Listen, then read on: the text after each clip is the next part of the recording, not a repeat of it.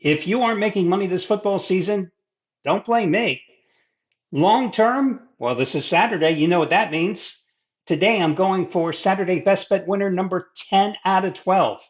Hell, on the short term, guys, I'm going for football winner number 10 out of 12.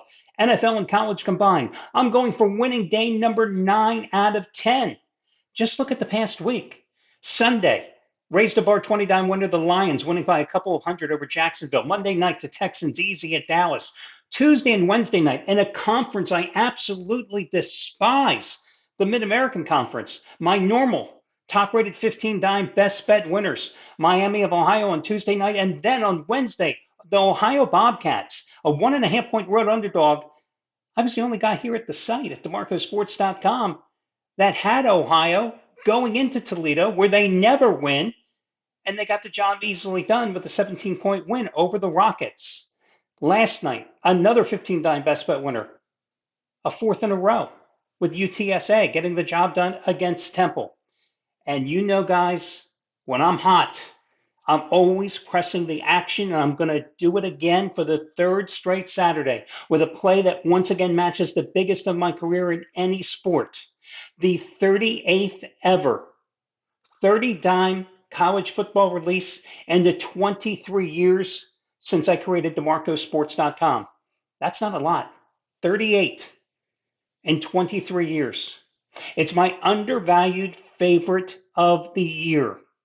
I will tell you it goes on the night card. I obviously can't tell you what the matchup is, but it's just as strong as last Saturday's 30 dime winner with Colorado, a 13.5 point favorite by 25 over Utah. It's just as strong as 2 Saturdays ago, 30 dime winner with Texas 21.5 at home, easily by 32 over Florida. And just like Texas and just like Colorado, it's the half price play of the day by using coupon code HALF, HALF. And I will tell you, just like the Longhorns, just like the Buffaloes, it's the one game when I looked at the card, it's the only game that stood out. As I jokingly like to say, it's that one game that was just screaming, bet me, bet me, bet me.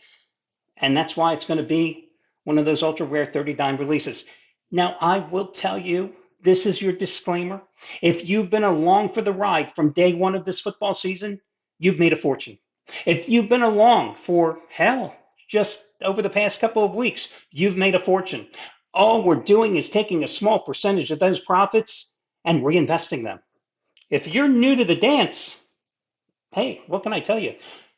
Don't bet more than you can afford to lose. You'll never fall into that deep financial abyss from which there is no escape. You've got to play within your own bankroll allocations. That's the bottom line. Again, I can lead the horse to water, but I can't make the dumb SOB drink. Now, I'm not calling you dumb SOBs, but you get the drift, right?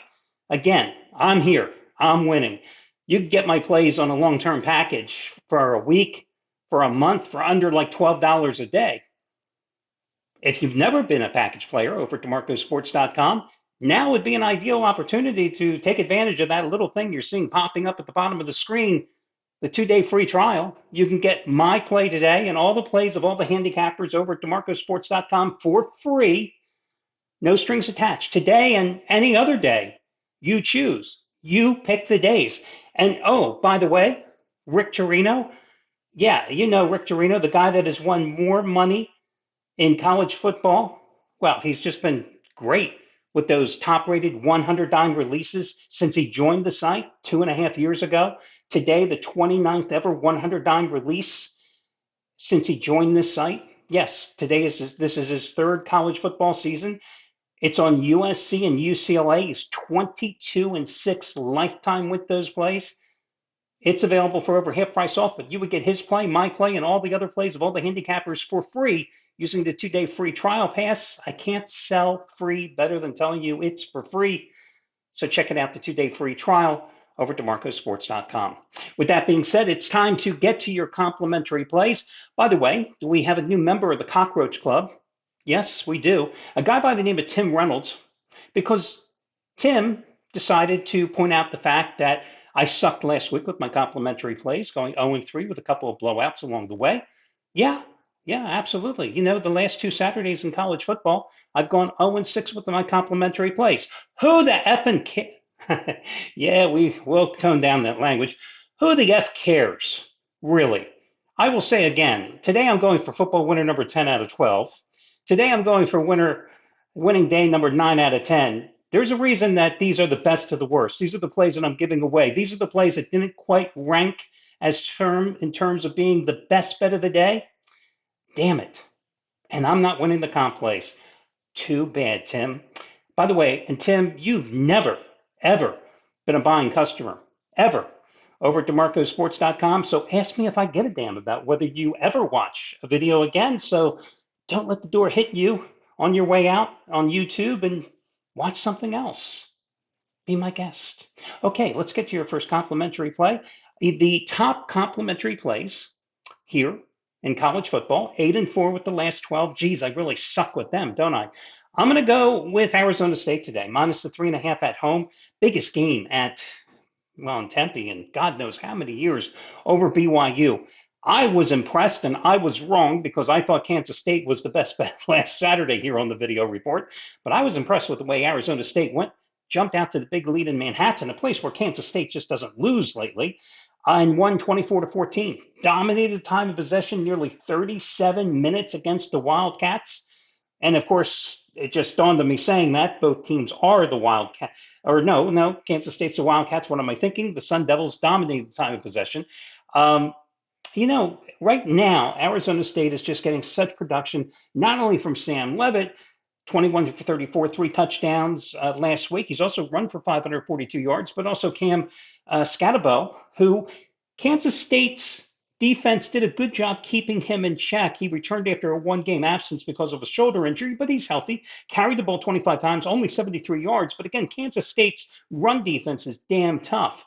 So you've got a guy who has 1,000 yards rushing. He was kept in check last week. So instead, Leavitt took to the air and turned to his number one receiver, Jordan Tyson. 12 catches, 176 yards and 2 touchdowns. That's the third straight win for Arizona State, a team that is peaking at the right time. And in each of those 3 wins, Leavitt has 3 touchdown passes. I'm just wondering if BYU peaked a little early. Go back to the Holy War battle against Utah a couple of weeks ago, where they won it in dramatic, controversial fashion, 22-21. Then last week, they just left it on the table and lost at home to Kansas, 17-13.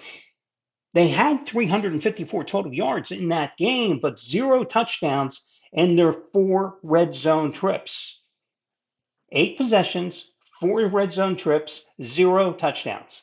Outgained Kansas 354-242, but 3 for 10 on third downs. Didn't get the job done. I think right now Arizona State has the momentum. I just think that BYU peaked a little early. Here's an interesting trend for you. BYU, last 27 possessions, offensive possessions, only 3 touchdowns scored. So naturally, what am I going to say to you? The line is 3.5. Buy down that half point on Arizona State. Right now, it is a game that's probably, I think, the most interesting game on today's card. Your next play is going to be Baylor, minus the 8 at Houston. The Baylors, Baylor Bears are on a roll right now. 4 straight wins, going 3-0-1 against the spread in that stretch. They've scored at least 37 points in each one of those victories. This is a team that has found its offensive identity with Sawyer Robertson at the helm at quarterback. 20 touchdowns, 4 interceptions, only been sacked 9 times on the year, coming off a career high 329-yard performance against West Virginia. But it's not just Robertson. Since they put the freshman tailback Bryson Washington in the starting lineup, he's topped 116 yards in 3 of the last 4 games. He's averaging 6.1 yards per carry. Of course, he had that monster 198-yard game against TCU. This is a team, again, that the last 4 games, they have averaged 46 points, 526 total yards, including 260 yards on the ground for 7 yards a carry. What is Houston's problem? Houston can't put points on the board. 9th worst passing attack in FBS. And they don't get into the red zone that often. When they do, in fact, here, listen, they only score on 58% of their red zone trips, and that's 10% lower than any other team in Division One. And they only get touchdowns on 32% of those red zone trips as well. Houston only averages 288 total yards in Big 12 play this year. So although Willie Fritz's team has a good defense, they just don't get it going offensively. Now Houston's coming off the bye, but remember before that they lost 27-3 at Arizona, and that was an Arizona team that had lost 5 in a row, and they pretty much had their way with the Cougars. I think this is a cheap price with a team that is definitely on a roll, and that is Baylor. Is Baylor's defense any good? No. But I don't think Houston is going to be in a position right now to challenge. Quick reminder, if you want to subscribe to the channel, please do, because then you'll know when I will have a video report. And of course, you can always hit the little like button if it inspires you to. And we move forward. Okay, next, we're going to go with Penn State. I'm going to go with Penn State, minus the 12.5 at Minnesota. I've jokingly said this before. We once had a handicapper here at the site, Ronnie Big Game James. Every time I handicap a game with Penn State, I always think of Ronnie Big Game James, because the reason that Ronnie Big Game James is not here at the site for years now is because Ronnie never won big games. Every time I think of Ronnie Big Game James, I think of James Franklin of Penn State. Put him against Ohio State, put him against a good team, he never wins. Everybody else, he does a decent job. And that's why I'm leaning towards Penn State minus the 12.5. I will acknowledge the fact that as I handicap this game, Minnesota is not a team that I really looked into many of their games this season. And when I really broke down this Minnesota team, I realized that they're a pretty good defensive team, but they're a one-dimensional offensive team. They haven't been able to run the ball successfully all season. They've got a great play at quarterback from Mac Brosmer, who, of course, was a 4-year starter at New Hampshire, I believe it was, before he transferred in. He throws the ball a lot, almost 35 times a game here. The offensive line doesn't give him great protection. He's been sacked, I think, 23 times already this season. But, I look at this Minnesota team being one-dimensional. They're 17th in the Big Ten with 18 teams in terms of running the ball. That means Penn State can stack that line and come at him, meaning Brosner, right? Penn State, since the loss to Ohio State, beat up Washington 35-6 at home, went on the road, beat up Purdue 49-10, but me, you, and 9 other guys probably beat Purdue. I think that this is a opportunity to take Penn State, that they need another impressive win to pass the eye test in terms of impressing the college football playoff committee. And you've got a defense that's only giving up 273 yards and 14 points a game. And you've got an offense that's averaging 36 points a game on the road. And keep this in mind, that Penn State is 8-1 against the spread the last 3 years as a road chalk in conference play. And again, it's Minnesota. It's not Ohio State. It's not Michigan when Harbaugh was there. So this is a game that I think that Penn State can certainly cover. Your final play, I'm going to go with Utah State minus the 5 at home against San Diego State. I was impressed with the way the Aggies, even though they had been eliminated from postseason contention the week prior, came out and destroyed Hawaii last week for their 3rd win of the season, 55-10, handing the Rainbow Warriors their most lopsided loss of the season. Now, Hawaii certainly didn't help their cause with 5 interceptions in that game, but they being Utah State, 580 total yards. 320 of them came on the ground, 7.6 yards per carry. And Hawaii had played very well defensively this year, having the number 2 defense, overall total defense in the Mountain West Conference. So that was kind of surprising. And also Utah State suddenly, out of nowhere, came up with 7 sacks.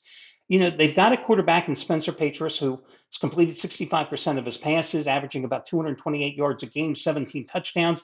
They've got a running back, Razul Faisal, I believe is how you pronounce his last name, who's 9 yards short of 1,000 on the year, averaging over 5.5 yards a carry. And you've got an offense that's 8th in the nation in terms of averaging 464 yards a game. You've got a San Diego State team that they're playing today that just hasn't been able to get the job done at all here in terms of putting points on the board. Pretty one-dimensional. And they're coming off a 41-20 loss at UNLV. They've lost four straight games. Now, granted, in that four-game losing streak, they did lose to UNLV, Boise State, Washington State. The other loss to New Mexico, and the Lobos have played much better here in the second half of the season. Again, however, I think that this is a good spot to take Utah State and simply look for the Aggies to outscore San Diego State, a team that is second to last in the Mountain West Conference in total offense, ninth in scoring offense, averaging just 21 and a half points a game. So again, I like Utah State in there.